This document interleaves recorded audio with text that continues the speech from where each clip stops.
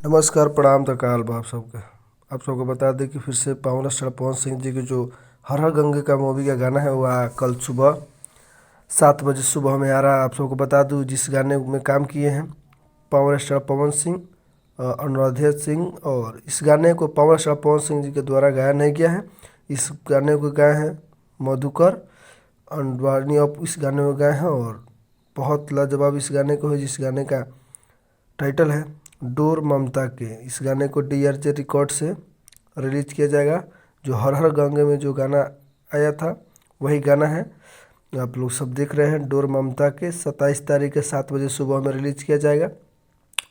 इस गाने को बहुत बेहतर बनाया गया, तो आप सब जाएंगे इस भी गाने का सुनेंगे। जो हर हर गंगे देखे होंगे इस गाने को काफ़ी अच्छा लग रहा है, तो जाइए इस गाने को सुनिए और प्यार दीजिए। और चैनल पर नए हो तो चैनल सब्सक्राइब कीजिए। इसी तरह का कंटेंट आप सबको दिखाता रहता हूँ। मैं आपका भाई मुकेश कुमार। जय हो भोजपुरी समाज।